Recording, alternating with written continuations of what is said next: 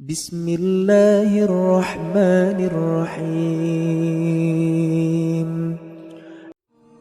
Bismillahirrahmanirrahim. Assalamualaikum warahmatullahi wabarakatuh. Sahabat yang beriman, malaikat Jibril alaihissalam datang kepada Nabi Muhammad sallallahu alaihi wasallam, lalu berbicara kepada beliau dalam konteks beliau sebagai salah seorang hamba dari hamba-hamba Allah Subhanahu wa ta'ala. Dengan demikian, apapun yang disampaikan Jibril alaihissalam juga berlaku untuk semua hamba Allah Subhanahu wa ta'ala. Jika Nabi Muhammad SAW saja dinasihatin dan diingatkan, maka bagaimana dengan manusia selain beliau? Tentunya mereka lebih membutuhkan nasihat dan peringatan, mereka tidak bisa lepas dari keduanya. Dari Sahal bin Sa'ad radhiyallahu anhu bahwasannya Rasulullah SAW bersabda, Jibril mendatangiku lalu berkata, "Wahai Muhammad, hiduplah sesukamu, karena sesungguhnya kamu akan mati. Cintailah siapa yang kamu suka, sesungguhnya engkau akan berpisah dengannya, dan berbuatlah sesukamu, karena sesungguhnya engkau akan diberi balasan karenanya." Kemudian dia berkata, "Wahai Muhammad, kemuliaan seorang mukmin adalah berdirinya dia pada malam hari untuk salat malam, dan keperkasaannya adalah ketidakbutuhannya terhadap manusia." Hadis riwayat At-Tabrani, Abu Nuaim, dan Abdullah Al-Hakim. Dari hadis di atas kita bisa mengambil nasihat apa saja yang Jibril berikan kepada Rasulullah SAW. Di antaranya adalah nasihat pertama, hiduplah sesukamu, karena sesungguhnya kamu akan mati. Hal yang terburuk bagi manusia adalah kematian. Karena dengan datangnya kematian, maka manusia tidak akan pernah berbuat apa-apa lagi. Jangankan berbuat, berpikir saja manusia sudah tidak bisa lagi, karena tubuh sudah ditinggalkan oleh rohnya.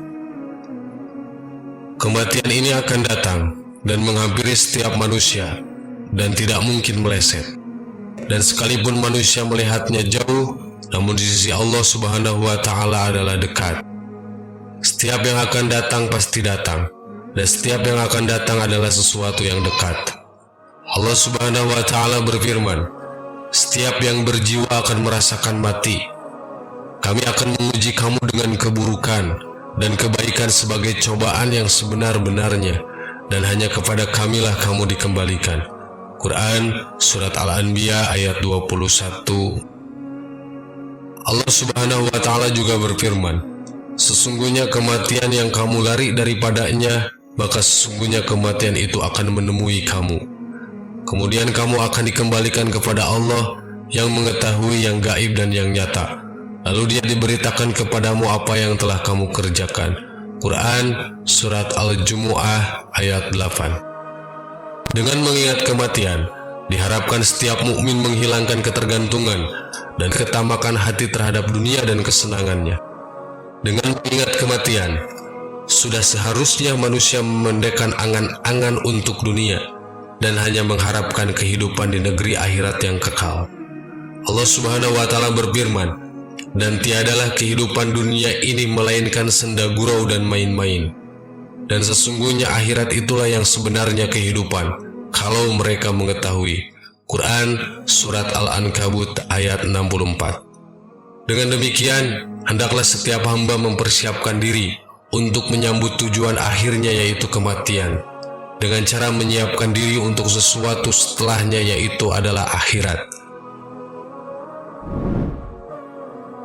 Nasihat kedua, cintailah siapa yang kamu suka, karena sesungguhnya kamu akan berpisah dengannya. Setiap mukmin dibebaskan untuk mencintai siapa saja di antara semua makhluk, namun sesungguhnya mereka akan berpisah dengannya.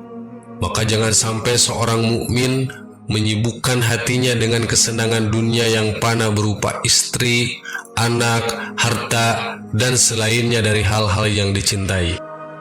Allah Subhanahu wa ta'ala berfirman, "Ketahuilah, sesungguhnya kehidupan dunia itu hanya permainan dan sesuatu yang melalaikan. perhiasan dan bermegah-megahan antara kamu serta berbangga-banggaan tentang banyaknya harta dan anak, seperti hujan yang tanamannya mengagumkan para petani. Kemudian tanaman itu menjadi kering dan kamu lihat warnanya kuning kemudian menjadi hancur, dan di akhirat nanti ada azab yang keras dari Allah serta keridhoannya. Dan kehidupan dunia ini tidak lain hanyalah kesenangan yang menipu. Quran Surat Al-Hadid ayat 57. Karena itu, wahai hamba Allah subhanahu wa ta'ala, bisa jadi semuanya akan pergi darimu, atau bisa jadi kamu yang pergi dari mereka. Maka sibukkanlah hati dengan kecintaan terhadap zat yang tidak akan pernah berpisah dan tidak akan pernah terpisah, yaitu dengan mengingat Allah subhanahu wa ta'ala dan melakukan amal soleh yang dicintai olehnya. Karena hal itu kelak akan menemani di alam kubur dan tidak akan pernah berpisah selamanya. Allah subhanahu wa ta'ala berfirman, harta dan anak-anak adalah perhiasan kehidupan dunia. Setiap amal-amalan yang kekal lagi soleh, lebih baik pahalanya di sisi Rabbmu serta lebih baik untuk menjadi harapan. Quran Surat Al-Kahfi ayat 46.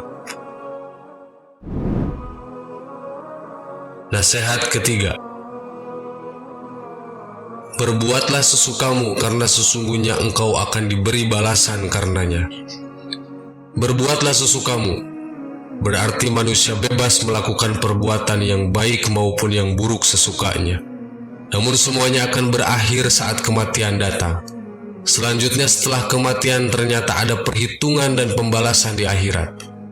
Setiap orang akan diberi putusan sesuai dengan konsekuensinya dari perbuatannya. Allah subhanahu wa ta'ala berfirman, berbuatlah apa yang kamu kehendaki, sesungguhnya Dia maha melihat apa yang kamu kerjakan. Quran Surat Fussilat ayat 40.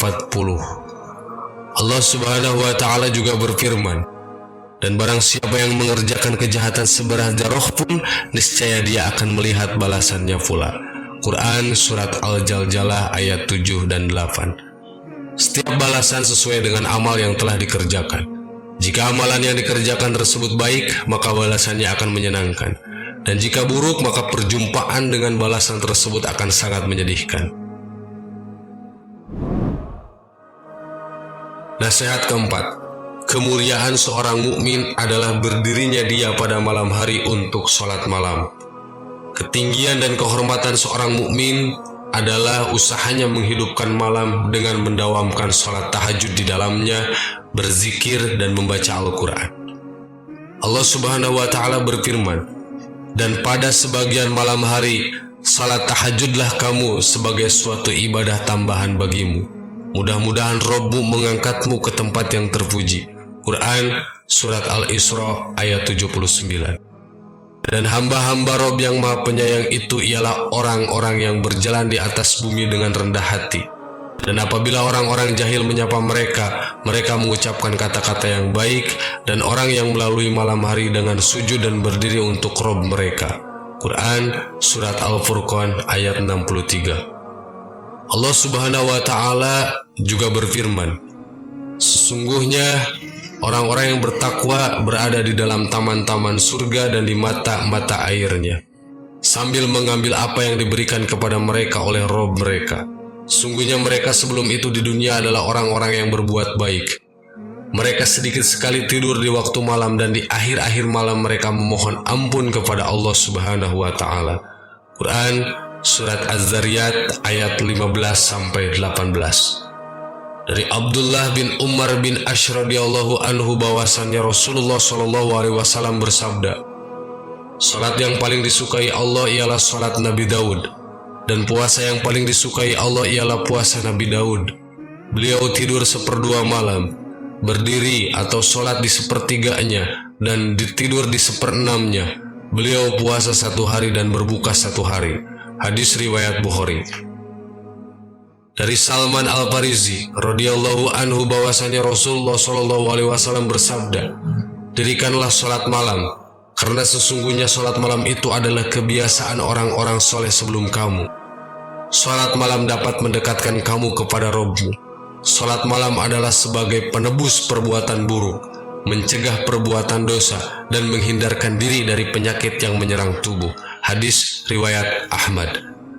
Dari Abdullah bin Muslim radhiyallahu anhu, beliau berkata, kalimat yang pertama kali kudengar dari Rasulullah SAW saat itu adalah, hai sekalian manusia, sebarkanlah salam, bagikanlah makanan, sambunglah silaturahmi, tegakkanlah sholat malam saat manusia lain sedang tidur.